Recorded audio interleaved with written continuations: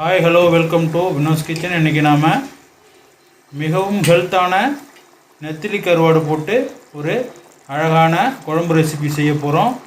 வாங்க, அதுக்கு தேவையான பொருட்கள்லாம் என்னென்னு பார்த்துட்டு கண்டினியூவாக என்ன பண்ணலாம், வீடியோக்குள்ளே போயிட்டு இந்த நெத்திலி கருவாட்டு குழம்பு எப்படி ரெடி பண்ணலாம் அப்படின்னு பார்க்கலாம். வாங்க வீடியோக்குள்ளார எல்லோரும். நாம் செய்கிற இந்த மொச்சக்கொட்டை நெத்திலி கருவாடு குழம்புக்கு தேவையான மொச்சக்கொட்டையை நம்ம என்ன பண்ண போகிறோம், கொஞ்சமாக கடாயில் எண்ணெயை விட்டு நல்லா டோஸ்ட் பண்ணி வெடிக்கிற அளவுக்கு ரெடி பண்ணி வச்சுக்கலாம். பாருங்கள், நல்லா மொச்சக்கொட்டை நல்லா வெடித்து வரும். அதுக்கப்புறம் நம்ம வேக வச்சு அதை குழம்புக்கு ரெடி பண்ணிக்கலாம்.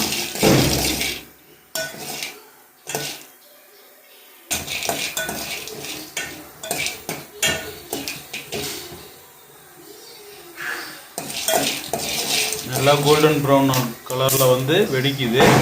இந்த ஸ்டேஜில் கொஞ்சமாக அப்படியே தண்ணியை கொஞ்சம் ஆட் பண்ணி வேக விட்டு எடுத்துக்கலாம்.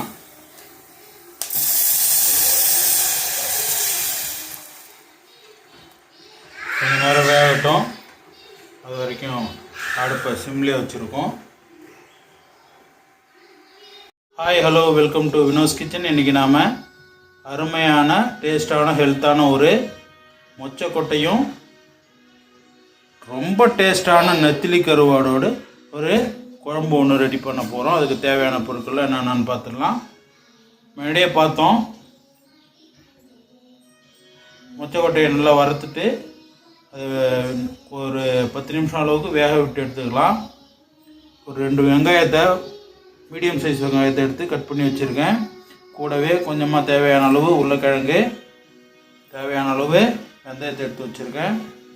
இது கூட ஒரு நெல்லிக்காய் அளவு புளி கரைசல் ரெடி பண்ணி அது கூட தக்காளி ஆட் பண்ணி வச்சுருக்கேன்.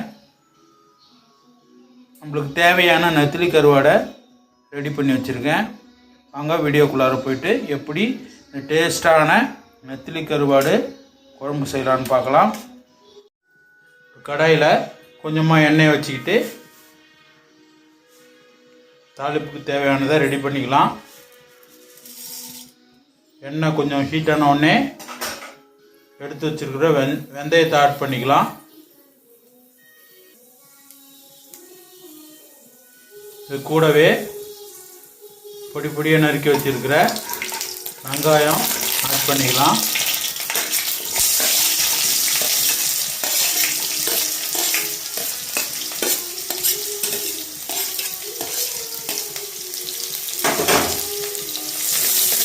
ஆட் பண்ணிக்கிட்டு நல்லா வதக்கி எடுத்துக்கலாம். கூடவே உருளைக்கிழங்கு ஆட் பண்ணிக்கலாம். கருவாட்டு குழம்புனாலே அதுக்கு சின்ன வெங்காயமும் பூண்டும் தான் ஸ்பெஷலு. சின்ன வெங்காயம் இல்லைங்கிறதுனால நாங்கள் பல்லாரியை கட் பண்ணி வச்சுருக்கேன்.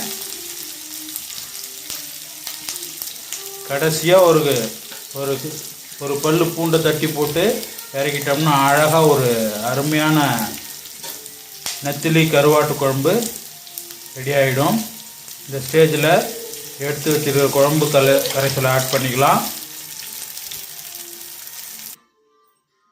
குழம்பு கரைசல் ரெடி பண்ணியாச்சு. குழம்பு நல்லா கொதிச்சு வரட்டும்.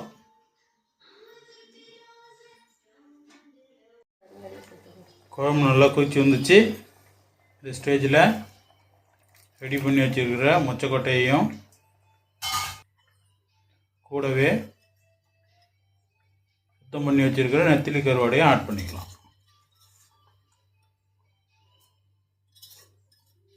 டேஸ்டான சுவையான நெத்திலி கருவாட்டு குழம்பு செஞ்சிட்ருக்கோம்.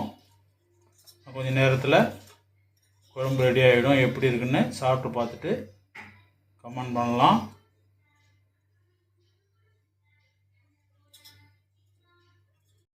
பாருங்கள், ஒரு பூண்டு கட்டியை எடுத்து உரித்து வச்சுருக்கேன். அதை கொஞ்சமாக லைட்டாக மசித்து குழம்போட ஃபைனலாக ஆட் பண்ணிக்கலாம். நெத்திலி கருவாடுக்கு இந்த பூண்டு தாங்க ஒரு பெரிய ஸ்பெஷலே. வாசனை வீடு ஃபுல்லாக கமன்னு அடிக்கும். ஃபைனலாக என்ன பண்ணுறோம், பூண்டை நல்லா மசிச்சு போட்டு 2 கொதி விட்டு இறக்கிடலாம். வாங்க சாப்பாடுக்கு கலந்து சாப்பிட்டு பார்த்துட்டு எப்படி இருக்குது அப்படின்னு கமெண்ட் பண்ணலாம். நன்றி. நெக்ஸ்ட் ஒரு நல்ல வீடியோவில் மீண்டும் சந்திக்கலாம்.